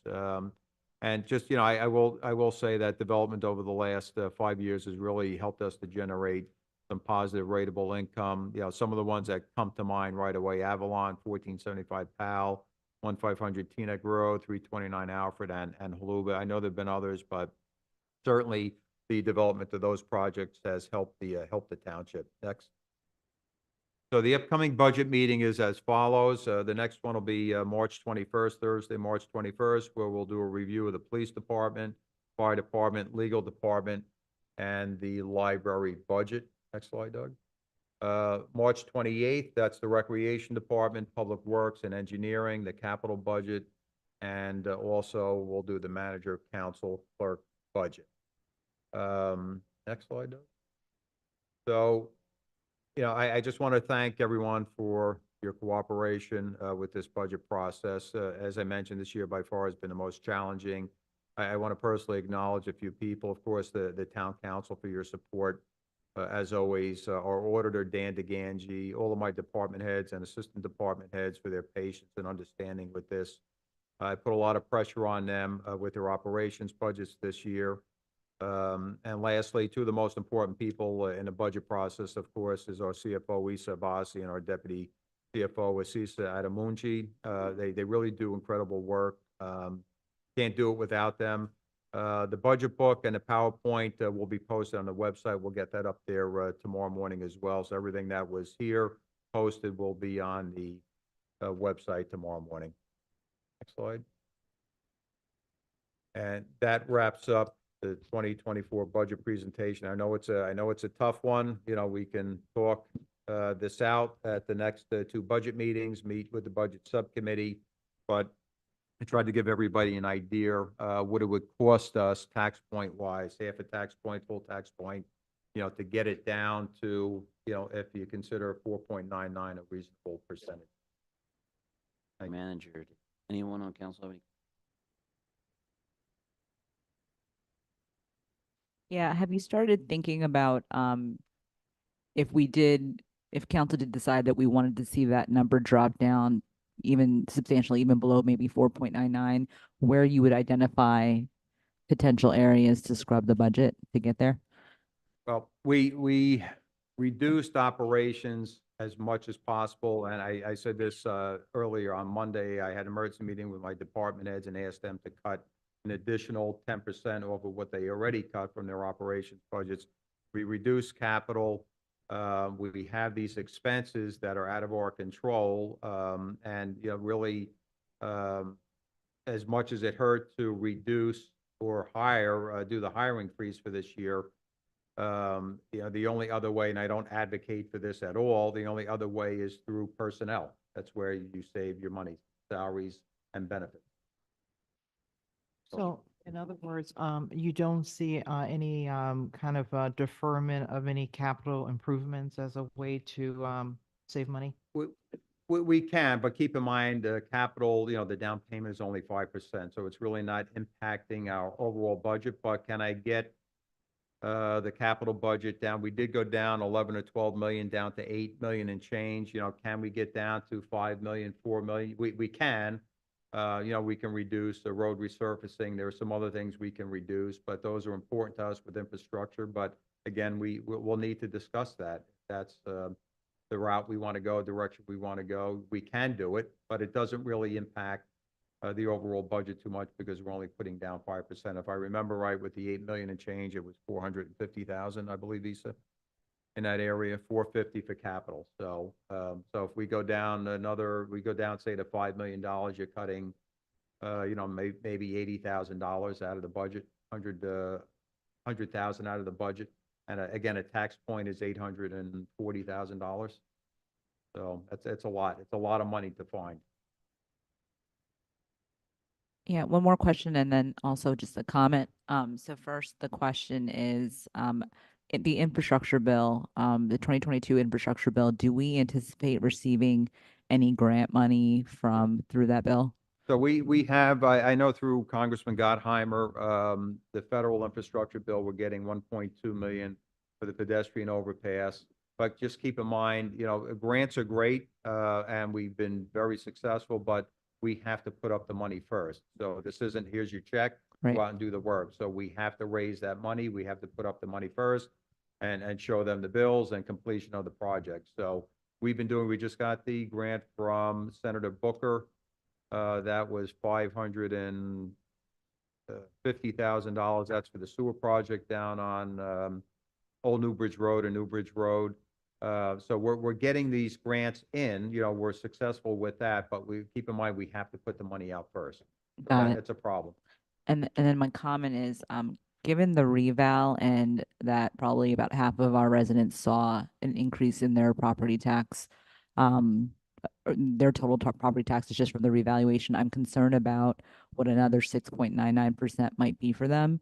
Those who saw a reduction, maybe they won't feel it as much. And so I just think we need to be conscious of that. I agree, and it's going to, I wish I had a better answer. It's going to sting. Again, this is just the municipal portion of your tax. Right. You have the Board of Ed and you have the county. Right. So it's going to sting. Yeah. Sports. And I hope Issa doesn't change his cell phone number before he knows he's getting a phone call from me. That said, a few items I just want to think we can take a look at over the next few weeks and see what it does to our revenue side. One is increasing the hotel tax. I know, Issa, we've discussed that briefly over in the last few months, coming and going. See what that can do to our numbers because we've been very successful. And the fact that we've been very successful with our hotel occupancy means that adding a 10% to the hotel tax would only be $125,000, $150,000, or maybe a little bit more than that, but definitely something I think we should look at. Next, it used to be online, Park Side, the Haluba properties coming on. I used to be on Edmonds. Now I can't see it on Edmonds anymore, but I know about 36 units have been sold already. And those are, they should be taxed about $20,000 a pop, which is obviously for, if I'm correct, the first year we don't pay municipal. Is that correct, Issa? I'm sorry, the first year we collected all for municipal, we don't pay Board of Ed. And at 30 to 40 homes coming on board at 20 grand a pop, that's $500,000 at least. So I wish James was here, but my understanding from the assessor is that you get it as an added assessment in October, and it's like a fraction of that. It doesn't come online until next year. Now, remember, just a general comment, because I don't want to get into specifics, and I can do that offline with anybody if you're interested. You're only allowed to forecast your revenue at the maximum. And so, the issue this year is that we keep upping our revenues closer to the maximum. So, for example, hotel is a little bit over $1 million, right? Hotel's how much? Over $1 million last year. Correct, 1.2. The forecast right now is 1.2. I can't put 1.2 in the budget. I can put up to that million. We put 975.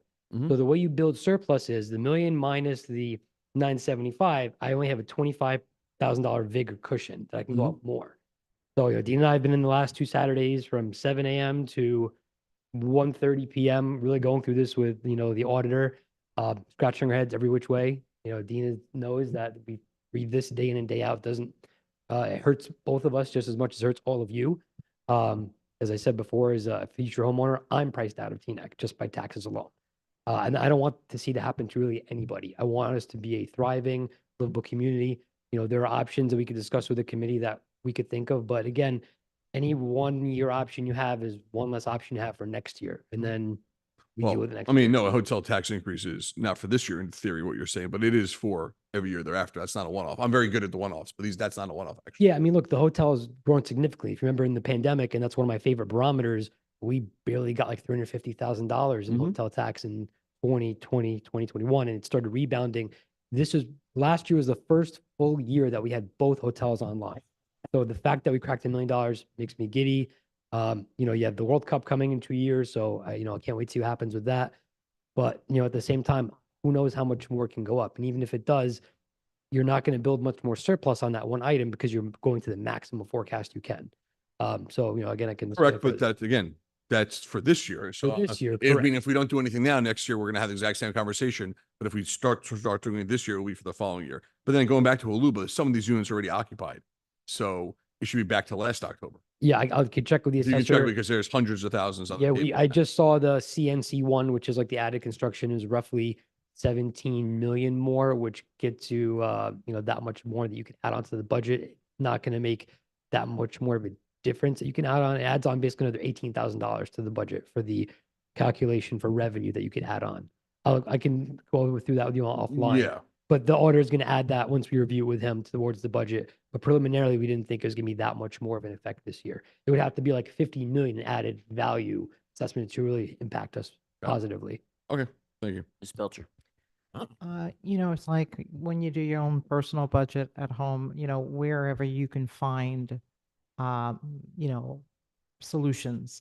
So I appreciate, anyway, what you and Dean are doing in terms of trying to find what are some of our options, what are the various scenarios. If we did this, then this would happen. If that we did this, because I do agree with Deputy Mayor G that the fact that we're in the midst of a revaluation, the mindset is we want to pretty much not have issues with our residents, making them feel as if we're doing everything we possibly can to keep taxes low. Anybody else have any questions or comments? I had a question. I don't know if it's Dean, Issa, or Scott. Can we look into, like, I know we have 3 car rental places. Is there like an occupancy tax that we can look into on the car rental places for additional revenue?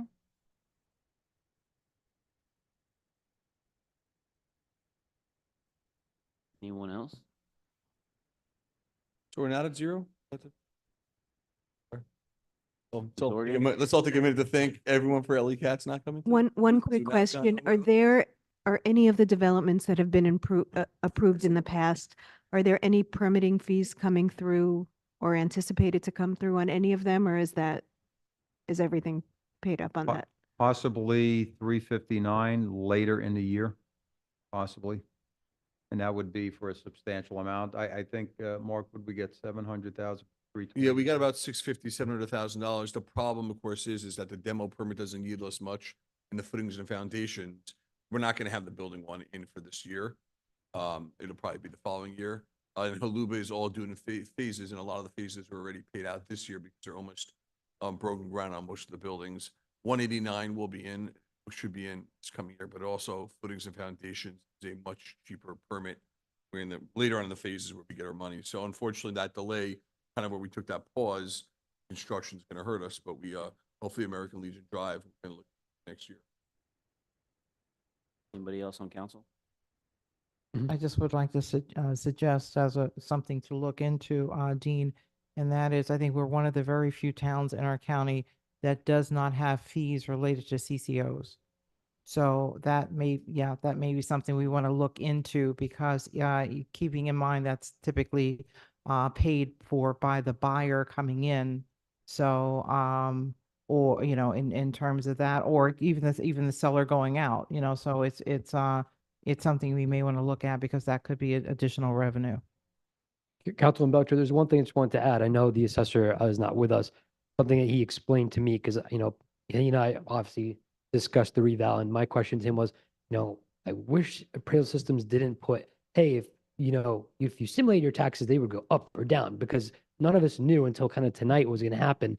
And he explained to me that, appraisal systems through years of trial and error kind of put that on. Otherwise, the assessor's office would be bombarded with questions. So that's literally them saying, hey, if this was last year, your taxes would be this. They would go up or down. It's completely scenario. If you're getting any phone calls, like, that's what I would respond if I was in your shoes. That's a completely hypothetical. It's not 100% factual, because both us, the Board of Ed, and actually the county, all 3 of us are still working on our budget now.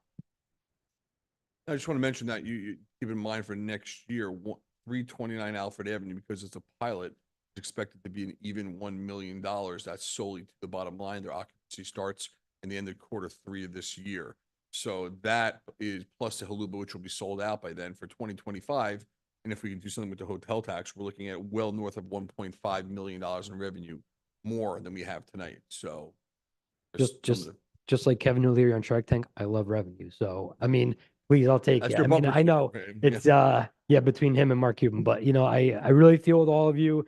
It's a tough year. Like Dean said, we've never had it this difficult. I wish it could have been better news, but we're ready to sharpen what's left of our pencils with the committee and, see what else we could do for this year. Anybody else on council? Dean, thank you so much for working so hard on this. Issa, thank you for working so hard on this. And thank you to everybody else on staff who worked so hard on this. We have a lot to discuss. And I make a motion to adjourn. Second. All those in favor, please say aye. Aye. Thank you, everybody, for joining us tonight. We appreciate you. Everybody get home safe, Mr. Manager. Thank you for all the pie charts on Pie Day.